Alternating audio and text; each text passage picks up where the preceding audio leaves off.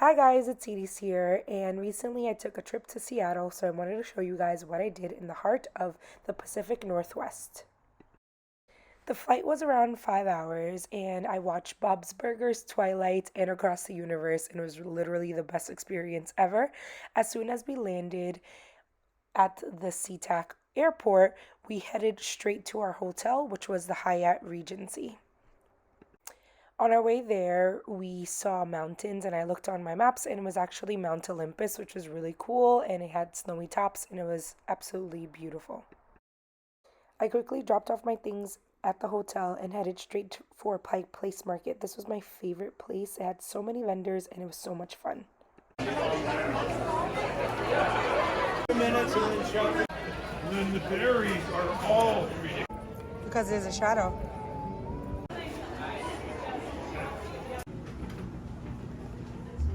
This is your best bet right here.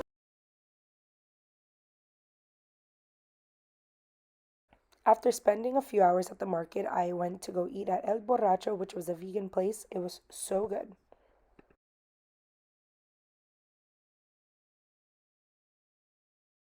Then we headed off to Bainbridge Island. We were supposed to see the Peacemaker Troll, but unfortunately it was closed. But we got a chance to do some puzzles and see around the island a little bit before heading back to another place. We headed back downtown to Capitol Hill to go to Glossier because I wanted to pick up a perfume. The decorations were so cute, and I ended up picking up the You by Glossier perfume.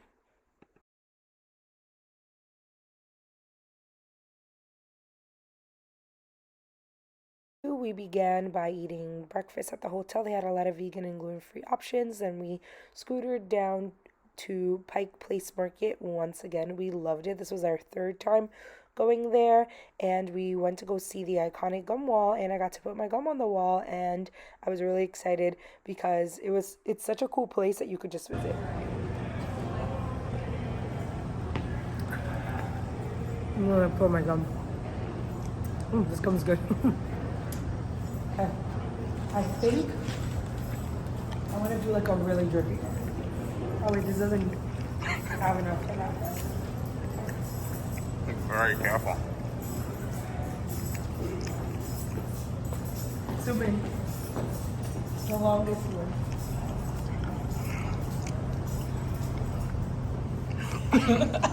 That's insane. Come on. The Space Needle. Guys, so this is the mopop, and the Space Needle's right here. OMG, it's so beautiful. Look how close. Here's the mopop.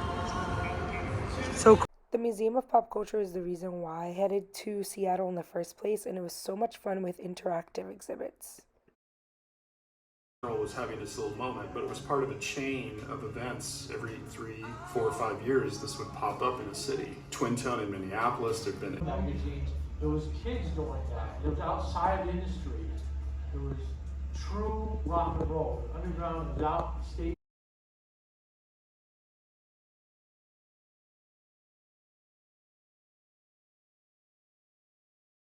We're gonna go to the Thrill Scared to Death of horror film. Yeah, I want to see like Scream things. this will be this was fun.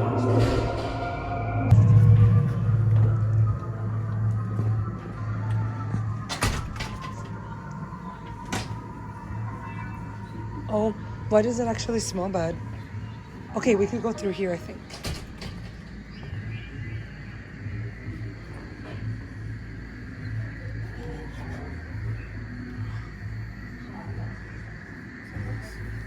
Is that us? Scream, my fave.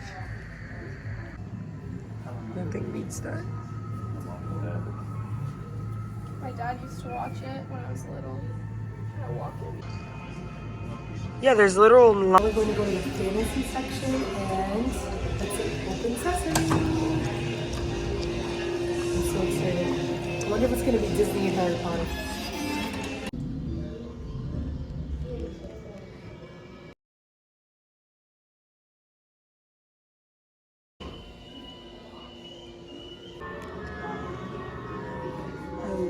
this show.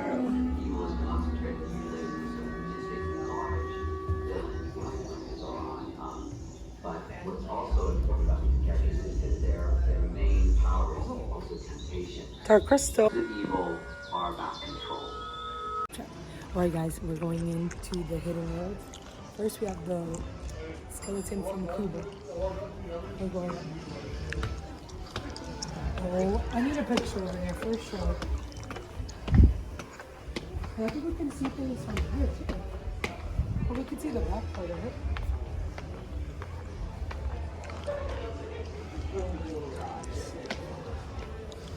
Oh my god.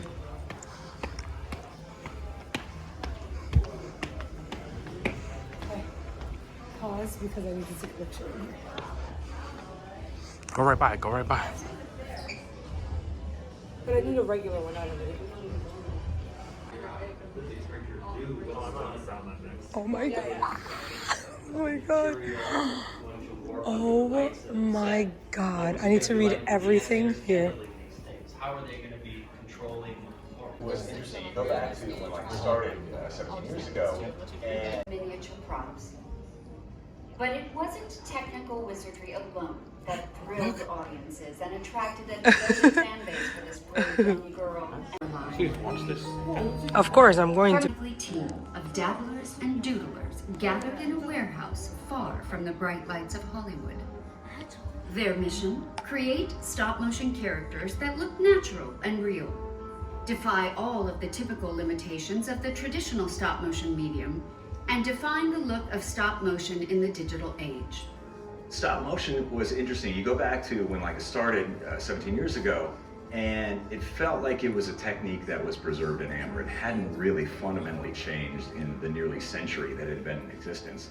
There were small innovations along the way, but it was still basically people were making these movies the same way they were when Georges Méliès was sending rockets to the moon. And I felt like we at Leica had the opportunity to tell different types of stories using different techniques so they could be visually distinctive, but also tap into something that was really emotional, something that was thought-provoking, to tell stories that were bold and distinctive and enduring. And that really was something that I felt was missing in animation at the time. We shoot on ones, which means for every frame we move the puppet, whereas most places will shoot on twos, so they're essentially animating 12 frames a second. So every time they move the puppet, they take 2 pictures. And it looks nice, but the subtlety and the nuance and smoothness you can get shooting on ones is a whole another level. And it's beautiful. It pushes the medium to places that it's never been. You see these puppets come to life in ways that you believe they're alive. They're not puppets or dolls anymore. And that's pretty special, and I think that's what sets us apart. Just through the things that we crawl through your own secret tunnel and enjoy the rest of the exhibit as you discover more amazing hidden worlds from the creative minds at Leica.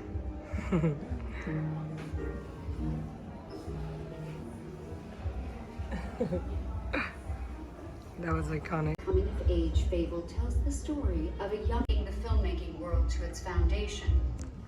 An unlikely team of dabblers and doodlers gathered in a warehouse far create stop-motion characters that look natural and real.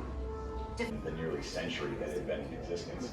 There were small innovations in these movies the same way they were when Georges Méliès was sending rockets to the moon. And I felt like we at Leica had the opportunity to tell different Places that it's never been. You see these puppets come pretty special, and I think that's what sets us apart. Oh my, sorry.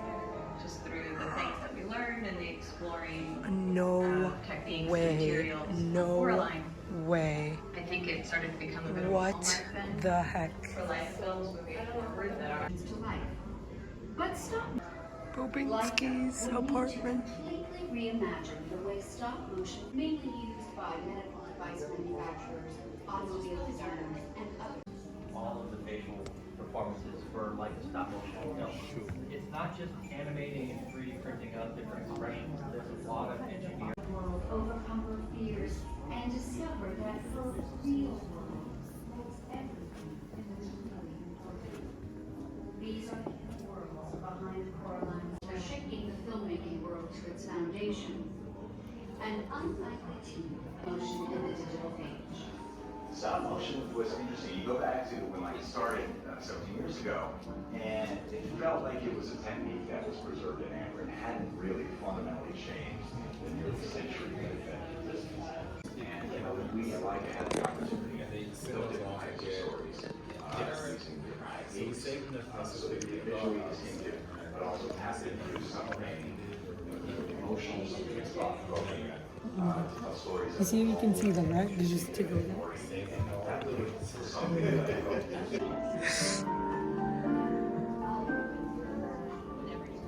Oh my god, it keeps going.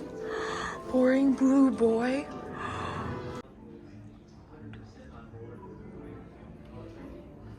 Just be brave, be tricky.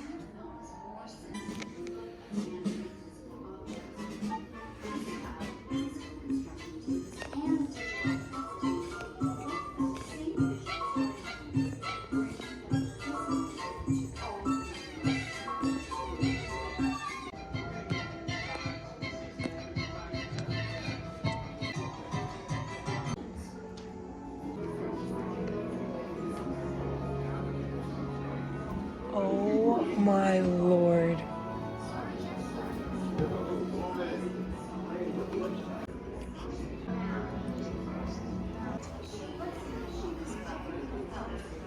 Distinctive style of filmmaking that can only come. Let's go this way.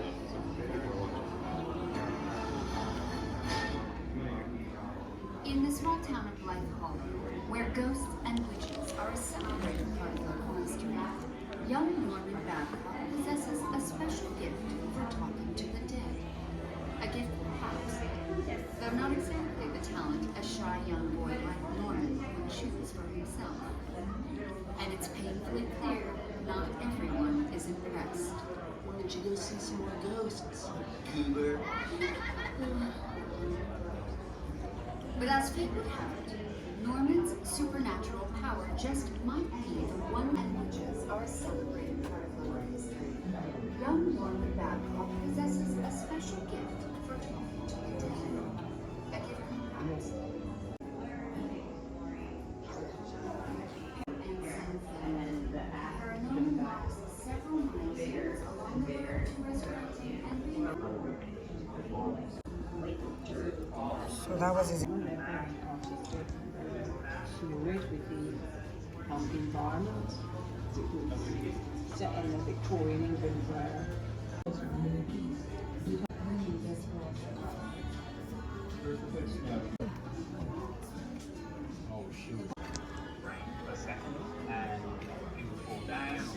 can be quite a dizzying challenge. Climbing its rarefied social ladder is next to impossible.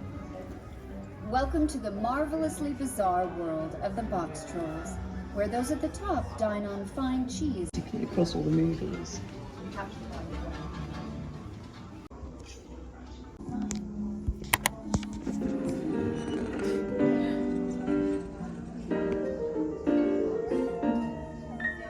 Oh my god. That actually looked good. It kind of does look like I'm saying, oh my god. Oh my god. You see that? That's so cool. What?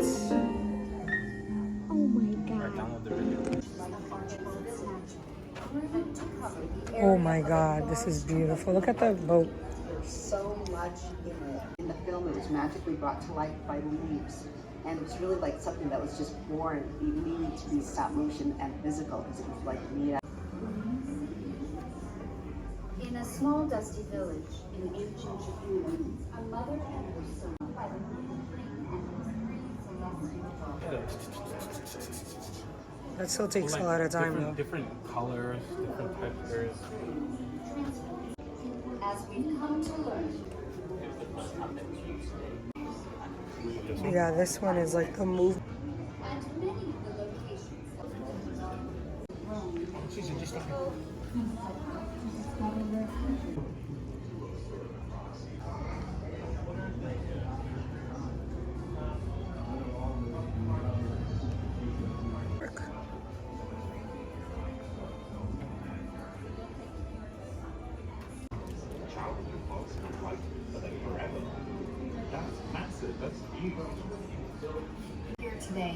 Florence Leica's novel by Decemberist frontman Colin Malloy and acclaimed illustrator Carson Ellis. Wildwood is set in Portland, Oregon, the very city where Leica came to be, and features a headstrong female lead following in the footsteps of Coraline Jones. To be able to make a movie that takes place in our backyard is pretty cool. You know, it's fun to be able to go and shoot reference in Forest Park and on the bridges around town and know that just it's authentic. At the time when we acquired the rights to it, I didn't know how we were going to do it. There's just kind of this inherent creative restlessness. We're always up for the next challenge, and so Wildwood is by far the most challenging thing we've ever taken on, and I think it's going to be the most beautiful thing we've ever done. Oh, it's gonna be crazy. Wow, And that's there is beautiful. so much more still to come. This is Terry Hatcher, the voice of Coraline's mother, and other mother. Thank you for taking this look inside of Leica's past, present, and future. We hope you've enjoyed the Leica exhibit here at the Museum of Pop Culture. Be on the lookout for more amazing hidden worlds from the creative minds at Leica.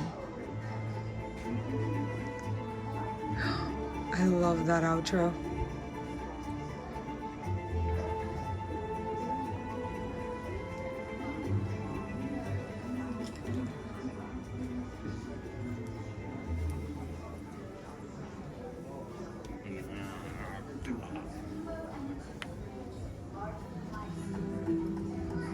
In 2005, We spent hours at the museum and then we headed right back to Pike Place Market to pick up some lunch. I got some Rancho's ginger beer and more food from El Borracho, and then it was time to head home. And we took the train. It was only $3, which was really awesome. And yeah, that's how my Seattle trip went. I hope you enjoyed this video and let me know what you guys think.